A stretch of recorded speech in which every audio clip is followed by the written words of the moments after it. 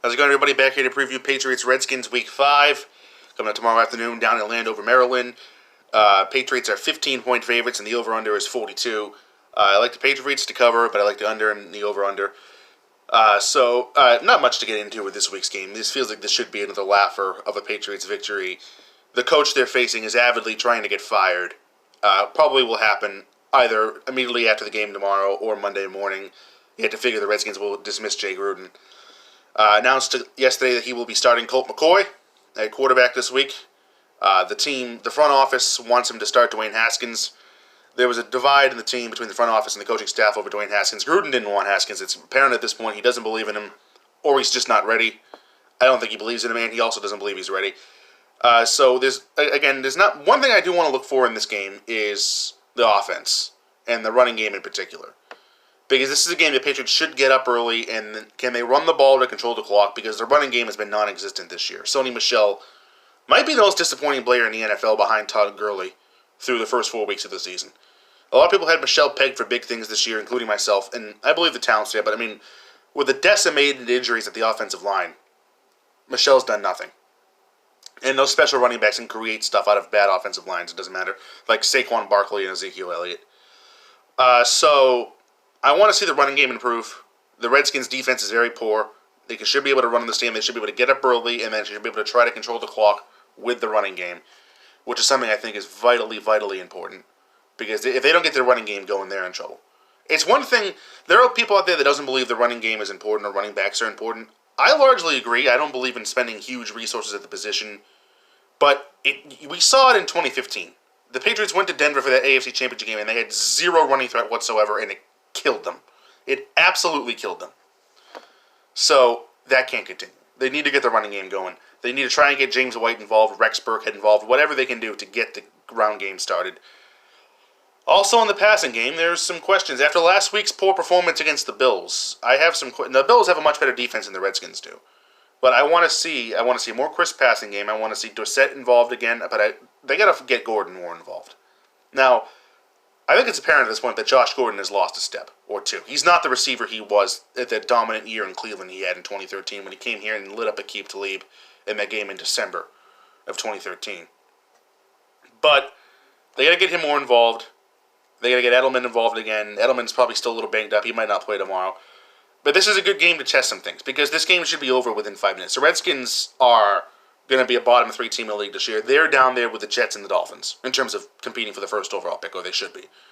And, like I said, their coach is avidly trying to get fired. He is pulling a full-on George Costanza in Seinfeld. But, eating in the Babe Ruth jersey, dragging the World Series trophy around the parking lot to the back of his car. Gruden has done everything but that thus far. He wants out, but he doesn't want to resign. And Daniel Snyder doesn't want to fire him because, he would have to pay him, being the cheapskate that he is.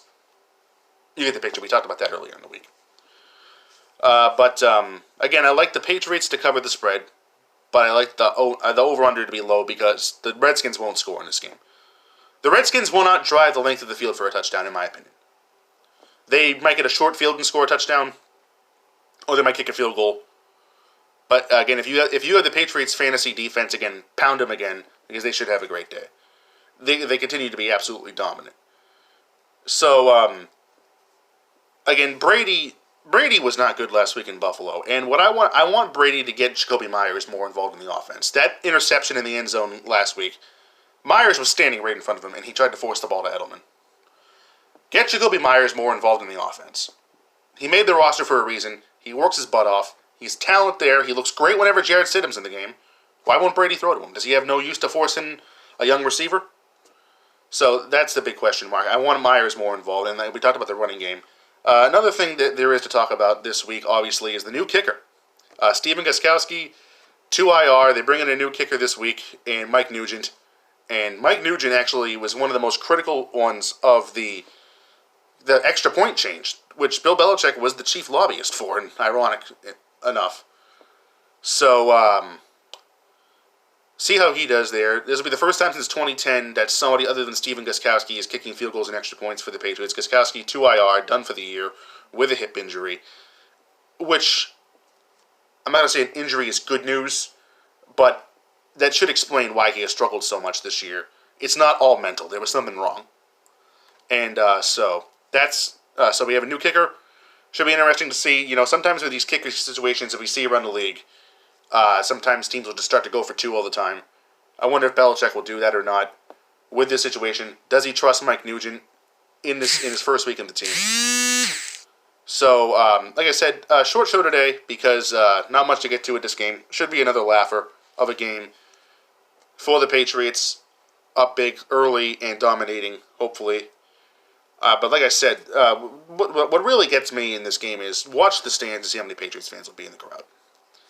And this will be a Patriots home game on the road stadium because of the fall of the Redskins, which we talked about earlier in the week. So thank you for joining me today. We'll be back on Monday with a recap. Then throughout the week, we'll get into some Bruins and Celtics stuff as Celtics season approaches, and the Bruins season got underway the other night with a 2-1 win over Dallas. And, of course, the Patriots have a short week playing Thursday against the Giants after this game. So thank you for joining me. Next time I talk to you, Patriots should be 5-0 heading into a Thursday night game at home. Go Pats.